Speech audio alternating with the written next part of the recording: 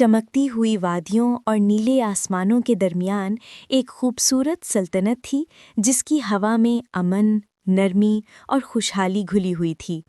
इसके बादशाह सुल्तान आर्यान निहायत नेकदिल और इंसाफ पसंद हुक्मरान थे, जिनके फैसले रियाया के लिए रोशनी की मानंद थे। वो एक ऐसा बादशाह था जो हमेशा अपनी सल्तनत के हर फर्द की खैर खुशी चाहता था, मगर उसकी ज़िंदगी की सबसे कीमती चीज़ उसकी बेटी शहज़ादी आरज़ू थी। शहज़ादी बचपन से ही ज़हीन, इल्म दोस्त और खूबसूरत थी। उसकी मुस्कुराहट सूरज की पहली किरण जैसी थी और उसकी बातों में ऐसी नरमी थी जो सख्त दिल को भी पिघला दे। वो किताबों की दीवानी थी, मौसीकी में सुकून पाती और अपने महल के बागात में बैठकर अक्सर रियाया के बच्चों को पढ़ाया करती। बादशाह अपनी बेटी को ना सिर्फ अपनी आंखों का तारा समझता था, बल्कि ख्वाबों की तागीर भी। उसने हमेशा चाहा कि जब वक्त आए तो सल्तनत की बागडोर ऐसे हाथों में जाए जो रहमत, दानाई और मोहब्बत से भरे हों। इसी दौरान सल्तनत के दरबार में एक नया सिपाह सालार मुकर्रर किया गया जिसका नाम ज़ारून था, जो बहादुर, जवान और दाना था। उसकी आंखों में एक पुरस्रार गहराई थी, जैसे वो सब कुछ जानता हो मगर कुछ ना कहता हो। उसकी मौजूदगी में दरबारी खामोश हो जाते और सिपाही फख्र महसूस करते। ज़ारून की बहादुरी और समझदारी ने बहुत जल्द बादशाह का एतमाद हासिल कर लिया। जल्द ही शहजादी और ज़ारून की मुलाकातें बढ़ने लगीं। पहले रस्मी गुफ्तगू, फिर फिक्री बातें और धीरे धीरे एक खामोश दोस्ती ने जन्म लिया। शहजादी को महसूस हुआ कि वो ज़ारून के अल्फाज में सच्चाई देखती है और उसकी खामोशी में इत्मीनान। वो उसके करीब आती गई, जैसे कोई दिल रोशनी की तरफ खिंचता हो। और जब इन दोनों के रिश्ते की बात दरबार में हुई तो बादशाह ने मुस्कुराकर अपनी रजामंदी दे दी। शहजादी के लिए ये जिंदगी का सबसे खुशियों भरा वक्त था। पूरी सल्तनत में चिराग जल उठे, बाजारों में मिठाइयाँ बांटी गईं और महल को गुलाबी रोशनियों से सजाया गया। शहजादी हर रोज़ शाम के वक्त सूरज को ढलता देखती और सोचती कि किस कदर खुशनसीब है कि उसे ऐसा शरीके ज़िंदगी मिला है। मगर किस्मत की तहरीर हमेशा वो नहीं होती जो हम देखना चाहते हैं। किसी को खबर नहीं थी कि ज़ारून का दिल शहजादी के लिए नहीं धड़कता। उसके दिल की किसी पोशीदा गोशे में एक और नाम छुपा हुआ था, रीना। रीना एक जादुई जंगल की परी थी जो ज़ारून के इश्क में गिरफ्तार थी, मगर उसका इश्क आम नहीं था। वो ताकत और हुकूमत के नशे से भरा हुआ इश्क था। उसने ज़ारून से वादा किया था कि अगर वो नूरिस्तान का तख्त हासिल कर ले तो वो दोनों मिलकर सल्तनत पर हुकूमत करेंगे।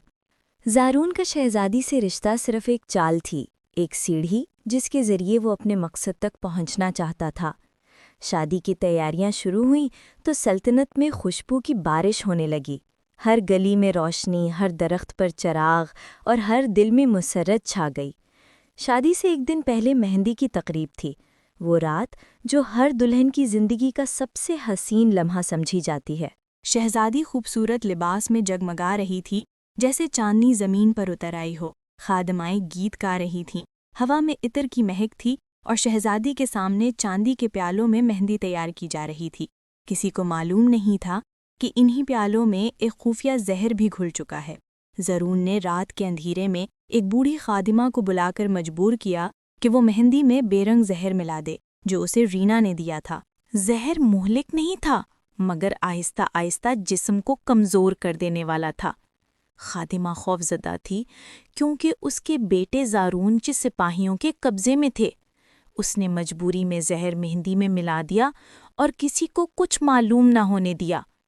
जब मेहंदी शहजादी के हाथों पर लगाई गई तो वो अपनी नरमी और भरोसे के साथ मुस्कुरा रही थी। सबने उसके हाथों को देखकर कहा कि मोहब्बत का रंग कितना गहरा है, मगर वही रंग आहिस्ता आहिस्ता जहर की जुबान बन रहा था। रात गुजरी तो शहजादी को अपने हाथों पर जलन महसूस हुई। अगली सुबह उसके हाथों पर स्याह धब्बे पड़ चुके थे। उसने चुपचाप कपड़ों के नीचे अपने हाथ छुपा लिए ताकि किसी को कुछ मालूम ना हो। उसी शाम शहजादी और ज़रून की शादी बहुत धूमधाम से हुई, मगर चंद दिनों में ही उसकी हालत बिगड़ने लगी।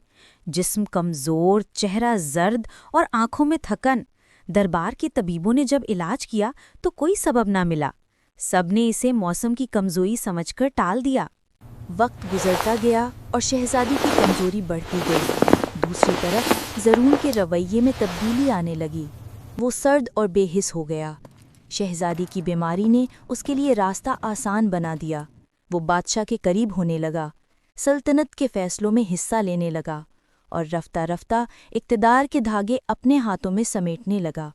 شہزادی حیران تھی کہ وہی شخص جو کبھی اس کے چہرے پر مسکراہٹ لانے کے لیے سب کچھ کرتا تھا، اب اس سے نگاہیں چرا رہا تھا۔ ایک رات جب محل نیند میں ڈوبا ہوا تھا، زارون ایک خفیہ کمرے میں بادشاہ کے دشمنوں سے ملاقات کر رہا تھا۔ اس کی آواز مدھم مگر ارادے سخت تھے۔ وہ چاہتا تھا کہ بادشاہ کو زہر دے کر ہٹا دیا جائے تاکہ تخت اس کے قبضے میں آ جائے۔ شہزادی اتفاقاً اس وقت اس راہداری سے گزری جہاں وہ بات کر رہا تھا۔ وہ آوازیں صاف نہ سن سکی مگر ایک نام نے اسے ٹھہرنے پر مجبور کر دیا، رینا۔ وہ رک گئی، دل کانپ اٹھا، سب کچھ صاف ہو گیا۔ اس کی بیماری، اس کے ہاتھوں کا سیاہ ہونا، زرون کی بے رخی، سب ایک زنجیر کی کڑیاں تھیں۔ شہزادی اس رات چپ رہی، اس نے کسی سے کچھ نہ کہا۔ اگلے دن اس نے اپنے کمزور ہاتھوں سے دربار کے ریکارڈ سنبھالے اور خاموشی سے زرون کے ہر قدم پر نظر رکھنے لگی۔ چند دن بعد جب زارون بادشاہ کے کمرے میں زہر بھرا پانی رکھنے گیا تو محافظوں نے اسے وہیں گرفتار کر لیا۔ اس کے ساتھ رینا بھی پکڑی گئی جو محل کی تہخانے میں چھپی ہوئی تھی۔ پورے دربار کے سامنے حقیقت کھل گئی۔ شہزادی خاموش کھڑی رہی۔ اس کے ہاتھوں کی سیاہ دھبے روشنی میں چمک رہے تھے۔ زرون اور رینا کو قید کر دیا گیا اور شہزادی نے اپنی کمزوری کے باوجود تخت سنبھال لیا۔ اس نے وہ دن یاد رکھا جب اس کے ہاتھوں نے محبت کے لیے مہندی اوڑھی تھی اور قسمت نے اسی مہندی میں زہر گھول دیا تھا۔